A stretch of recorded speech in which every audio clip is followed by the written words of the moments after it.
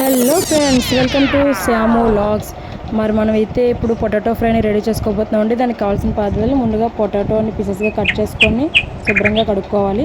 దీనికి కావాల్సిన పదార్థాలు ఆయిల్ తగినంత, కరివేపాకు 2 రెమ్మలు, పోపులు కొద్దిగా, సాల్ట్ తగినంత, కారం సరిపడా. ముందుగా మనం స్టవ్ మీద ప్యాన్ పెట్టుకొని స్టవ్ వెలిగించుకోవాలండి.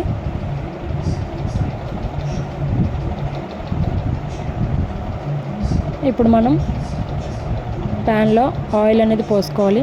పొటాటో ఫ్రైకి ఆయిల్ కొంచెం ఎక్కువగా పడుతుందండి.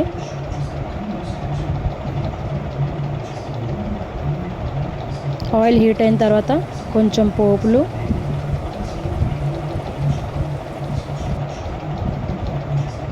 అలాగే కొంచెం కరివేపాకు యాడ్ చేసుకోవాలి.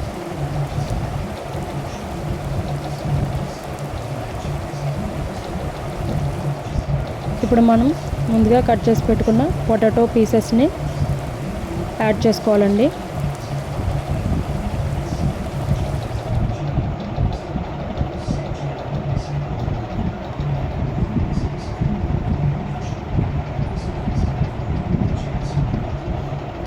ఒకసారి దీన్ని బాగా కలుపుకొని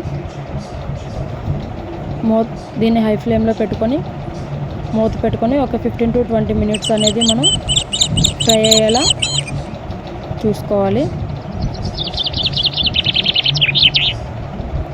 సో ఇప్పుడు ఒక 20 minutes అయిందండి. మూత తీసి చూసుకున్నట్లయితే దాన్ని ఒకసారి కలిపితే చూసారు కదా, గోల్డెన్ కలర్లోకి చేంజ్ అయింది. దీన్ని మధ్య మధ్యలో కలుపుతూ ఉండాలండి. సో దీన్ని మళ్ళీ మూత పెట్టుకొని మనం ఒక 15 minutes ఫ్రై చేసుకున్నట్లయితే ఆల్మోస్ట్ ఒక 70% వరకు ఫ్రై అయ్యిందండి. గోల్డెన్ కలర్లోకి మారింది చూడండి. సో ఇలా ఒక 70% కుక్ అయిన తర్వాత మనం సాల్ట్ అనేది యాడ్ చేసుకోవాలి.